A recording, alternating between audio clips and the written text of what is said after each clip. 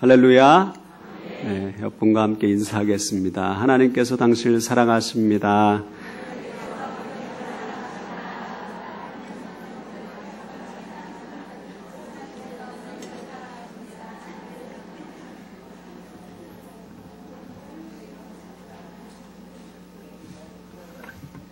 네, 우리 2부 설교는 또 처음이에요. 처음이어서 여기 뵈니까 참 우리 홍익교회 성도님들이 참 멋지시고 예쁘신 분들이 이렇게 많았구나. 그걸 처음 알게 됐습니다. 이야, 제가 모르는 분들이 너무 많네요. 네, 참 환영하고 반갑고요. 또 오늘 오늘 예배 가운데 하나님께서 우리에게 또 우리 찬양대에서 찬양한 것 같이 마음 깊이 채워주시는 하나님의 큰 은혜가 임하기를 소원합니다. 아멘. 친한 친구들이 있습니다. 그래서 친구들과 같이 수목원에 놀러 간 적이 있어요. 그래서 자주 보는 친구들이 아니기 때문에 친구들 가족 함께 모여서 같이 교제하면서 이야기 나누면서 335 걸어가고 있었습니다. 아이들과 함께 같이 걸으면서 꽃도 보고 산도 보고 나무도 보고 참 좋은 시간을 걸어가면서 이제 교제하고 있는데 갑자기 친구가 그러는 거예요. 야, 너 둘째가 안 보여? 그러는 거예요. 저희 둘째가 워낙에 말갈량이어가지고요. 둘째가 정말 안 보이는 거예요. 그래서 어디 갔지? 갑자기 이제 눈앞이 하얘지기 시작합니다. 저희가 지금 수목원에 들어온 지 한참이 지났거든요. 그래서 한 1km 이상 떨어졌는데 정말 정신없이 이제 달리기 시작하는 거예요. 아이를 찾으려고 막 달려서 이제 입구 쪽으로 가는데 안 보입니다. 그래가지고 어떡하지? 얘가 어디로 갔을까? 그러면서 다시 막 이제 서쪽으로 막 반대편으로 막 끝까지 뛰어갔어요. 혼자 막 뛰어가면 땀이 나면서 막 뛰어가는데 거기에도 아무도 안 보이는 겁니다. 그래서 막 앞이 캄캄하고 어디에 갔을까? 얘가 얼마나 지금 울고 있을까? 막 울고불고 아빠를 찾고 있을까? 막 가슴이 미어지는 거예요. 전화가 왔어요. 찾았다는 거예요. 할렐루야. 그러면서 막 또 찾았다고 해서 이제 장소로 가봤는데 아이가 다 멀뚱멀뚱하고 있어요. 뭐 하고 있었어? 아빠가 찾았잖아. 뭐 하고 있었어? 도토리 줍고 있었어. 할머니하고 같이 도토리를 주웠어. 그러는데 마음이 참 우리 그 탕자를 맞이하는 아버지의 마음은 아닐지라도 정말 너무 기쁘더라고요. 아이를 다시 만나고 찾았다는 그 기쁨에 참 기쁘고 감사했던 기억이 있습니다. 아이는 뭣도 모르죠. 그냥 도토리를 가지고 있었어요. 도토리 줍고 있었어. 이야기하는 것을 기억합니다.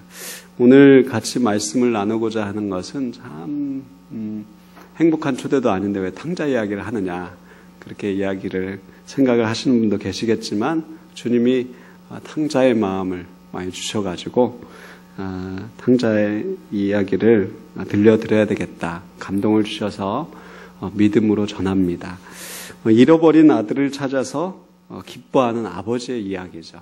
또 하나님께서 우리를 얼마나 한 영혼이 회개하고 돌아오는 것을 얼마나 기뻐하시는가 그것을 보여주는 비유입니다. 볼 때마다 은혜로운 이야기죠. 아버지에게 이 둘째 아들이 유산을 달라고 해요. 나에게 유산을 주십시오. 그래서 이 유산을 가지고 타국으로 가죠. 가서 거기서 흥청망청 다 써버리고 돼지를 치면서 쥐업 열매를 먹는 아주 비참한 신세가 되었습니다.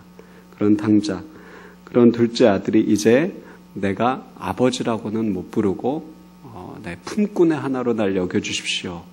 그렇게 아버지의 종이라도 되어야 되겠다라는 심정으로 아버지께 돌아오는 이야기입니다.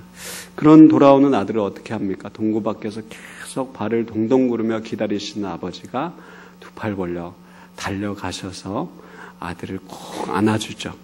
그리고 그를 위해서 잔치를 베풀어 줍니다. 너무 감동적인 우리 하나님의 모습입니다. 어떠한 죄를 지었던 간에 어떠한 모습이든지 간에 다 용서해 주시고 두 팔 벌려 안아주시는 우리 하나님의 사랑을 기록하고 있지요. 이때 우리가 놓치기 쉬운 아들의 모습이 보입니다. 그것은 바로 첫째 아들이었어요. 맏아들입니다. 맏아들은 어떤 반응을 보입니까? 맏아들이 매우 속상해하고 있어요. 둘째 아들이 내 동생이 고생하다가 돌아왔는데 얼마나 네가 고생했냐. 진짜 내 너 보고 싶었다가 아니고 너무 속상해하고 화가 나는 거예요. 너무 화가 났습니다. 28절에 보면요. 첫째 아들이 화가 났는데 그가 노하여 들어가고자 하지 않았다. 그렇게 기록하고 있습니다. 너무 화가 나가지고 동생이 돌아온 것에 대해서 화가 나가지고 그 잔치가 벌어지고 있는 현장에 가기가 싫은 거예요. 막 가고 싶지 않았던 겁니다. 너무 화가 나서 들어가지 않고 있어요. 그래서 아버지가 나옵니다. 너 왜 들어오지 않느냐. 그때 맏아들이 이렇게 얘기하죠. 29절에 내가 여러 해 아버지를 섬겨 명을 어김이었거든 내게는 염소 새끼라도 주어 나와 내 벗으로 즐기게 하신 일이 없더니 아버지 살림을 창녀들과 함께 삼켜버린 이 아들이 돌아오매 이를 위하여 살찐 송아지를 잡으셨나이다. 큰아들이 뭐라고 이야기합니까? 아버지 나는 정말 최선을 다해서 아버지를 섬겼는데 헌신봉사했는데 아버지는 나에게 뭐 염소 새끼 한 마리라도 나에게 잡아보셨습니까? 하나라도 나에게 무슨 염소라도 잡아주셨습니까?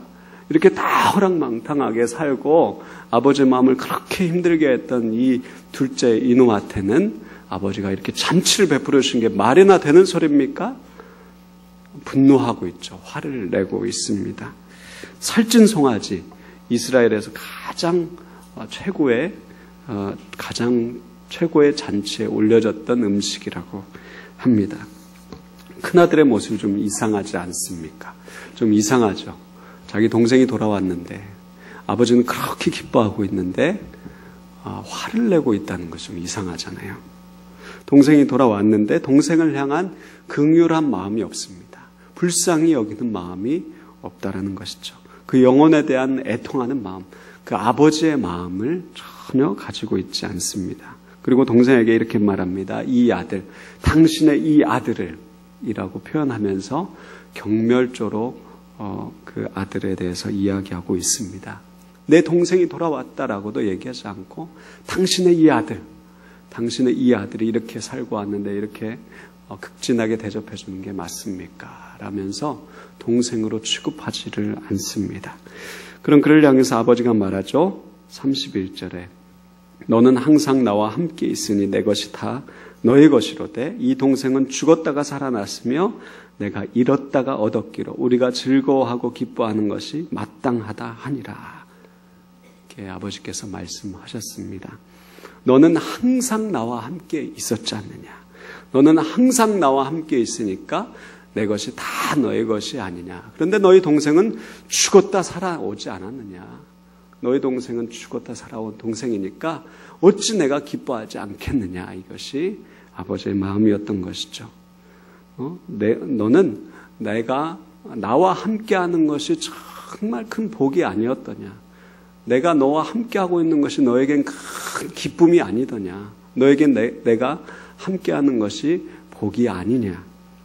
그깟 송아지가 중요하냐. 나는 너와 지금 이렇게 계속 함께하고 있는데 너는 그깟 송아지 염소 새끼 한 마리가 중요하냐. 내가 너와 함께 하는데 뭐가 걱정이냐. 왜 내게 물질적인 보상이 없다고 내게 송아지를 안 잡아준다고 너는 그렇게 속상해하냐. 내가 항상 너와 함께 하고 있지 않았느냐.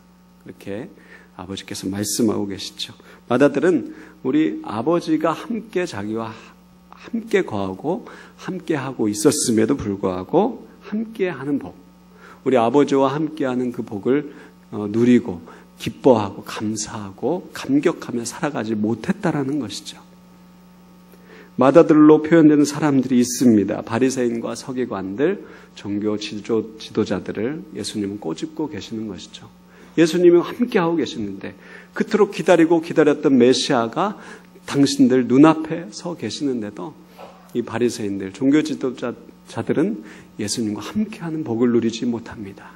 예수님을 받아들이지 못하고 예수님과 함께 교제하려고 하지 못합니다. 왜 그럴까요?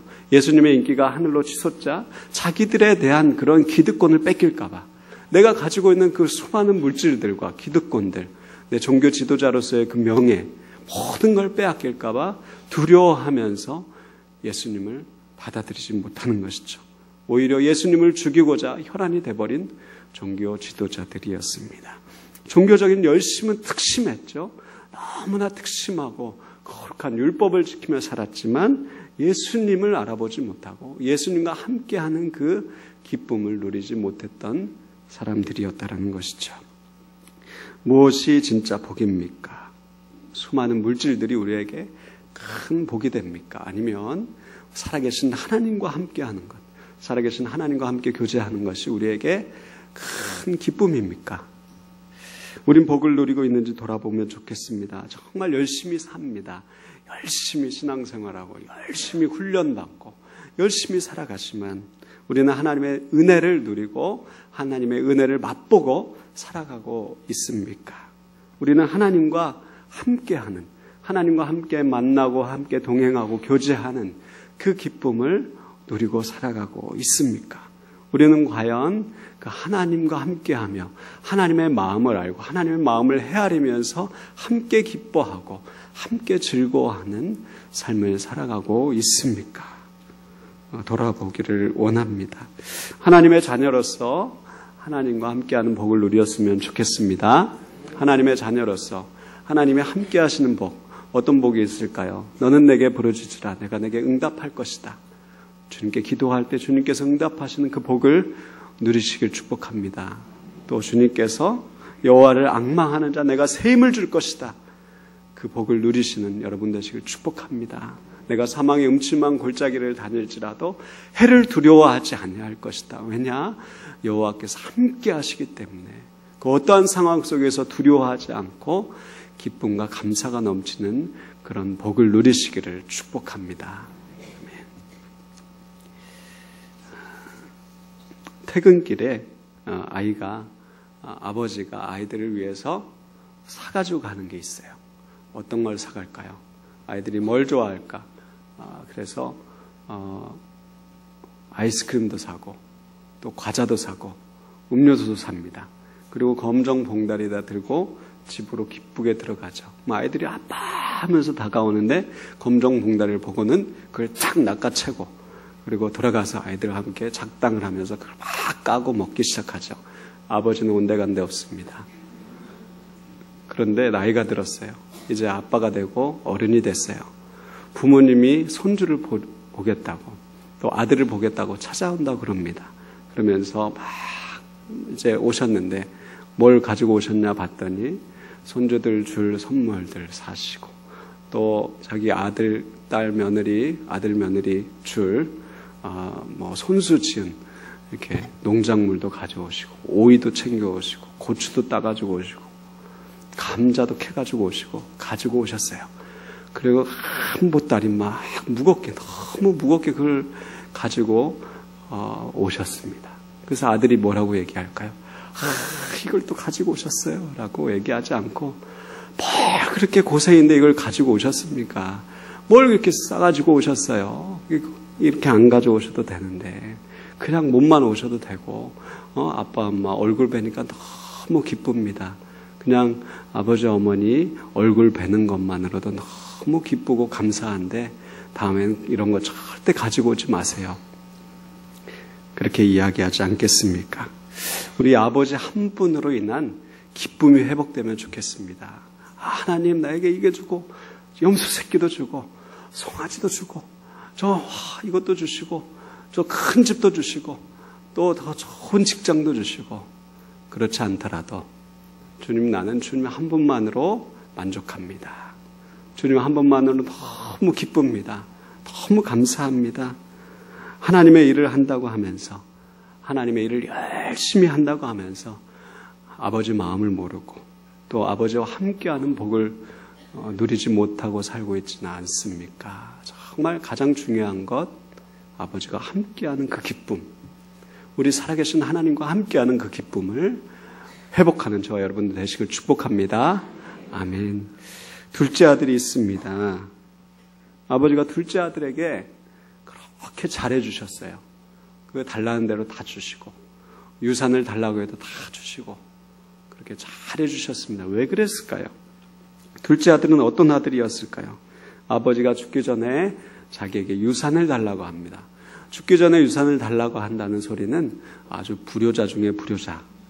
그리고 그것도 아버지가 빨리 죽었으면 좋겠습니다. 그런 표현입니다. 아빠 빨리 죽고 내 목 내놔. 이런 아들이죠. 아주 훌륭한 아들이죠. 그렇죠? 예. 아들 장사 다 필요 없다고, 자식들 다 필요 없다는 소리가 딱 맞는 소리 같습니다. 아빠 빨리 내 재산 내놔. 그렇게 이야기하면서 달라고 하면 아빠는 또 다 주죠. 그래서 다 팔아가지고 둘째 몫을 줬더니 받자마자 아주 타국으로 가서 다 여기저기 흥청망청 쓰게 됐습니다.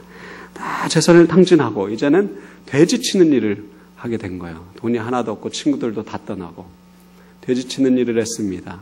돼지를 친다는 것은 이스라엘에서 돼지를 불결한 짐승으로 거룩하지 않은 짐승으로 여기기 때문에 이방인들이 하는 일이었습니다.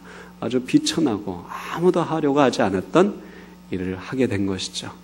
돼지를 치면서 냄새나는 곳에 있으면서 먹을 게 없습니다. 먹을 게 없으니까 쥐염 열매라도 먹으려고 했는데 그것도 못 먹게 합니다. 참 비참한 신세가 됐습니다. 내 신세가 어떻게 이렇게 됐나 회개를 합니다. 그제서야 하늘을 바라보고 하늘 아버지께 용서를 구하면서 아버지 제가 잘못했습니다. 내가 아버지께로 돌아가겠습니다. 내가 아버지의 자녀라고 아들이라고 고백하진 못하고 나를 종으로 여겨주십시오라는 마음으로 내가 돌아가야 되겠다. 나를 종으로 여겨주십시오. 그러면서 아버지께로 돌아갑니다. 참 못된 아들이죠. 참 죄인도 이런 죄인이 없고 불효자도 이런 불효자가 없고 참 아버지의 마음에 참 대못을 받고 떠난 그런 불효자, 그런 아들입니다. 율법에서는 신명기 21장에 불순종하는 아들은 돌로 쳐라 라는 율법이 있었습니다. 이 아들은 충분히 돌로 칠 만한 사유가 됐던 아들입니다. 그래서 아버지는 그 자식을 보자마자 돌로 쳐도 전혀 문제가 되지 않는 상황이었습니다. 그런데 우리 아버지는 동구 밖에서 그를 안아주시고 그를 극진하게 대접하시고 용서해 주십니다.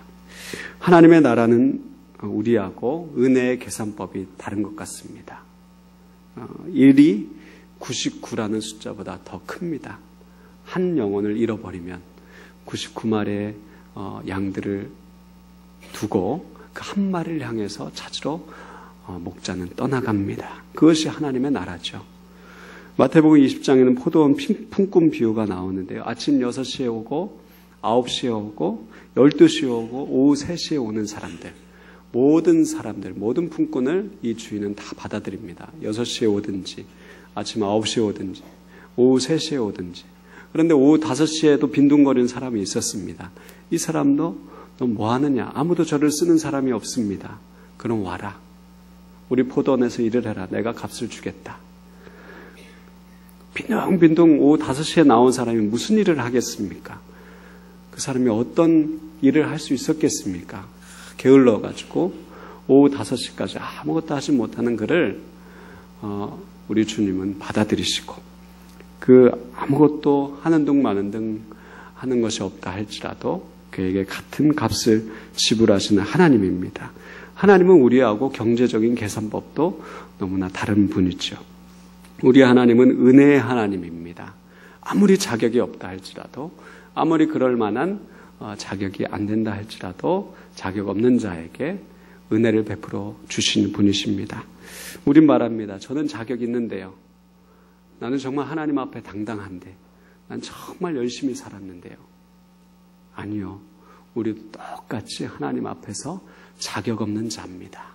하나님 앞에 내세울 것 없고 여전히 하나님 앞에서 끊임없이 죄악을 반복하고 넘어지는 하나님 앞에서 죄인인 하나님의 마음을 아프게 하는 탕자와 같은 자임을 고백합니다. 염치불구하고 아버지께 오늘도 나온 것이죠. 그럼에도 불구하고 하나님 우리를 어떻게 대하십니까? 자격 없는 우리를 위해서 자격 없는 그 둘째 아들을 기다리면서 하루도 빠짐없이 그 아들을 기다리고 계셨습니다. 하루도 빠지지 않고 기다리셨어요. 20절 말씀을 한번 읽어봤으면 좋겠습니다. 20절 말씀입니다. 이에 일어나서 아버지께로 돌아가니라. 아직도 거리가 먼데 아버지가 그를 보고 측은히 여겨 달려가 목을 안고 입을 맞추니. 아멘. 우리 둘째가 아버지께로 돌아옵니다. 그런데 이 아버지가 어떻게 했습니까? 아직도 거리가 먼데, 아직도 거리가 멀었는데 그를 보고 달려갔다 그랬습니다. 아주 거리가 멀었습니다. 동구 밖에 아들이 오나 안 오나 계속 아버지가 기다리시는데요. 그런데 아들이 오나 안 오나. 이제 노을이 져갑니다. 오늘 하루도 저거 가는구나. 오늘 하루도 우리 아들 못 만나는구나. 그러면서 계속 동구 밖을 바라보고 있다가 땅거미가 깔립니다. 내 아들 못 만나는구나. 어디 밥은 먹고 있나?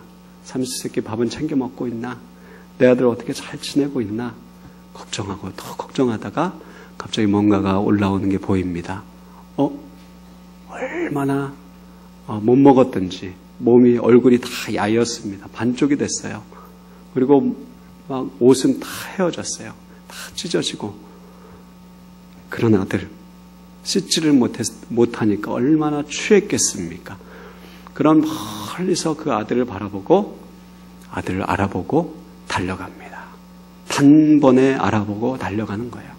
우리 하나님은 우리를 그렇게 우리를 기다리고 기다리는 분이십니다. 아직도 거리가 먼데 우리 아들을 돌아오나 기다리고 계시는 겁니다. 막 달려갔습니다. 달려가서 그 긍휼의 마음이 충만해졌다 그랬습니다. 아이들을 향한 그런 불쌍한 마음이 충만해서 아버지가 달려옵니다. 그리고 그를 꼭 안아줬습니다.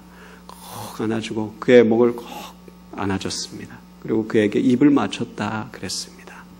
그리고 나서 큰 잔치를 베풀어 줍니다. 이것이 은혜죠. 자격 없는 자, 정말 불효자 중에 불효자였던 둘째 아들을 기다리시는 아버지의 사랑, 이것이 바로 은혜입니다. 아버지는 둘째 아들을 용서하고 꼭 안아줍니다. 가장 좋은 옷을 입혔습니다. 그리고 가락지를 끼우고 신을 신기고 살찐 송아지를 끌어다 잡았습니다. 최고의 음식을 대접했어요. 물론 힘들어하는 이가 있었습니다. 살찐 송아지는 너무 속상했죠. 둘째 아들이 돌아와서 자기가 이제 잡혀야 되니까 너무 속상했던 이 누가복음 15장에 가장 가슴 아픈 또 장면이 나타나고 있습니다. 그럼에도 불구하고 또 송아지의 희생임에도 불구하고 또 아버지께서는 그를 잡고 아들을 너무 사랑하시니까 송아지도 잡고 탕자를 사랑으로 안아주셨습니다. 탕자의 마음이 어땠을까요? 혹시 탕자가 큰아들과 같은 생각을 했을까요? 아버지가 우리 형에게는 나보다 더 잘 해주셨을 거야. 우리 형은 아버지 말씀도 잘 듣고 정말 충성봉사했으니까 나보다 훨씬 유산도 많이 받고 나보다 훨씬 아버지가 우리 큰아들에게, 큰 형님에게 잘해주셨을 거야. 그렇게 생각했을까요? 결코 아니죠. 어떻게 생각했을까요? 이런 고백을 드리지 않았을까요? 아니, 어떻게 이럴 수 있습니까? 아버지 어떻게 나에게 이렇게 대우하실 수가 있습니까? 아버지는 저는 죄인인데요. 아버지 저는 주님 앞에, 저는 아버지 앞에 드릴 것이 아무것도 없는 자인데요. 아버지 마음을 아프게 하고 아버지에게 못을 받고 떠났던 그런 탕자인데요. 아버지 저는 아버지의 얼굴을 볼 수도 없는, 그리고 저는 정말 종으로서 제가 돌아온 것뿐인데요. 아버지 저는 죽은 목숨이었고 모든 재산을 탕진해버리고 그리고 돼지우리에서 쥐염 열매를 먹던 인생이었는데요. 죄악의 구렁텅이에서 죄의 열매를 먹던 그런 추악하고 쓰레기 같은 아들이었는데요. 나를 안아주시고 나를 기다려주시고 나를 다시 반겨주시고 극진히 대접해 주시다니요. 아버지 죄송합니다. 아버지 감사합니다. 이제 어떻게 하면 제가 아버지를 기쁘시게 할 수 있을까요? 제가 어떻게 하면 아버지를 더 사랑할 수 있을까요? 이제 아버지의 이 은혜를 어떻게 하면 갚아갈 수 있을까요? 아버지, 내가 어떻게 아버지의 은혜를 내 평생에 갚아드리면서 감사하며 살아갈 수 있을까요? 이런 고백을 하지 않았겠습니까? 이 탕자의 고백이 우리의 고백이 되면 좋겠습니다. 우리는 어떻습니까? 우리가 혹시 탕자가 아니라고 생각하는 분 계십니까? 아니요, 우리는 탕자와 같은 인생입니다. 오늘도 어제도 우리 아버지는 우리를 기다리시고 있는데도 불구하고 우리는 매일매일 아버지를 떠나고자 하고 매일매일 아버지의 마음을 아프게 하고 매일매일 아버지에게 눈물 흘리게 하는 인생이 우리들 아닙니까? 우리는 이렇게 고백할 수 있지 않을까요? 주님, 저는 죄인입니다. 아버지를 떠나 살았습니다. 말씀대로 살지 못했습니다. 아버지가 나를 사랑하시고 나를 용서하신 것을 알지만 여전히 넘어지고 또 넘어지고 또 넘어지는 그런 인생입니다. 주님, 저를 불쌍히 여겨주십시오. 주님께서 십자가에서 나를 향해 물과 피를 쏟아주셨습니다. 십자가에서 수치와 침뱉음과 못 박히심으로 인해서 모든 죄를 용서해 주셨습니다. 주님, 이제 제가 주님의 그 크신 사랑을 어떻게 갚아갈 수 있을까요? 주님, 제가 천배만배 내가 주님 앞에 헌신을 올려드린다 할지라도 내가 주님의 그 사랑을 갚을 길이 있습니까? 주님께 우리 부족한 저의 섬김과 헌신을 드리기를 원합니다. 받아주옵소서. 평생의 주님의 은혜를 보답하며 살기 원합니다. 이렇게 고백하면 좋겠습니다. 이런 탕자의 마음에 담긴 고백을 매일매일 우리 주님 앞에 드렸으면 좋겠습니다. 리 스트로베리라는 사람이 책을 썼는데요. 은혜 하나님의 은혜라는 책입니다. 그 책에 우리나라 혼혈아였던 아이의 이야기가 나옵니다. 전쟁 고아인데요. 전쟁 50년대 한국 전쟁 당시에 혼혈아로 태어났습니다. 근데 이 아이가 사람들이 그를 튀기라고 부리는 그런 수많은 혼혈아들이 고아로 버려졌던 그 시기입니다. 이 아이도 다른 아이들과 마찬가지로 똑같이 버려지게 됩니다. 우리 4살 때 4살 여자아이가 기차를 타고 가는데 엄마가 먹을 걸 주고 다음 정거장에서 내리면 삼촌이 기다리고 있을 거야. 그렇게 이야기하고 엄마는 갔습니다. 다음 정거장에서 내리는데 아무리 기다려도 삼촌이 오질 않는 거예요. 아무리 기다려도 오질 않습니다. 엄마를 잃어버렸습니다. 어떻게 할 줄 몰랐어요. 4살짜리 아이가 그 손에 든 그 도시락을 받아들고 어디 시골로 들어가서 너무 춥고 떨고 두려움에 홀로 자야 했습니다. 먹을 게 없습니다. 막 농작물을 이제 무도 뽑아 먹고 농작물로 간신히 살아가다가 겨울이 됐는데 너무 추워서 어떻게 할 수가 먹을 게 없는 거예요. 들쥐를 잡아먹었다고 합니다. 들쥐를 잡아가지고 들쥐를 잡아먹으면서 그렇게 살았다 그랬습니다. 그렇게 사람들이 이 아이를 튀기라고 부르고 때리고 또 아이를 막 잡아서 죽이려고 하고 그러다가 7살에 콜레라로 다 죽게 됐습니다. 그런데 한 간호사가 그 아이를 보고 이제 영화원에 맡기게 됩니다. 영화원에서 아이들을 돌보면서 고아들을 돌보면서 이 아이는 밥을 얻어먹고 살게 됐습니다. 그러다가 한 골리앗같이 큰 남자가 찾아왔다고 그랬어요. 큰 남자가 찾아와서는 아이들을 봅니다. 입양한 아이를 찾는 거였어요. 그래서 아이를 딱 안고 어린아이를 품에 안으면서 아이를 보고 따뜻하게 사랑의 눈빛으로 아이를 돌보면서 눈물을 흘리는 모습을 봤다고 그랬습니다. 너무 마음이 따뜻했다. 나도 저런 천사 같은 분을 가까이서 보고 싶다. 자기도 모르게 그분에게 가까이 갔습니다. 그 남자의 얼굴이 이렇게 이 아이를 얼굴에 손에 댔습니다. 너무 좋았습니다. 그런데 순간 이 사람도 나쁜 사람일 거야. 나에게 나쁜 짓을 하려고 하고 나에게 해코지를 하려는 거야. 그러면서 그 남자에게 침을 뱉고 옷장으로 들어가 버립니다. 다음 날에 이 남자가 또 왔습니다. 내가 저 아이를 입양하겠습니다. 그 남자는 선교사님이었습니다. 이 아이는 생각했습니다. 왜 나 같은 것을 데려가려고 하지? 나를 분명히 때리려고 할 거야. 나를 잡아서 때리려고, 나를 식무살이하고 나를 해코지하려고 할 거야 라면서 안 가려고 발버둥을 쳤는데 다시 생각이 바뀌었습니다. 내가 여기서 있는 것보다 식모살이 하면서 그 집에서 있는 게 더 낫지 않겠는가. 식모살이를 한번 해보자. 그리고는 가게 됐습니다. 이 집에 갔더니 아이를 깨끗이 씻기고 아이 건강해지라고 약도 먹였습니다. 먹여주고 잠자리에 뉘어주고 새 옷을 입혀줬다 그랬습니다. 자기를 극진히 대어줬습니다. 일을 시키지도 않았어요. 일을 시켜보면 일을 시킬까봐 물어보지도 않았다고 그랬어요. 밖에 마을로 놀러 갔는데 친구들이 막 놀리고 그랬는데 이제는 자기를 공주 취급을 해줍니다. 그리고 친구들이 말합니다. 너 미국 사람 냄새가 나. 미국 사람 냄새가 나. 치즈 냄새가 난다는 거였어요.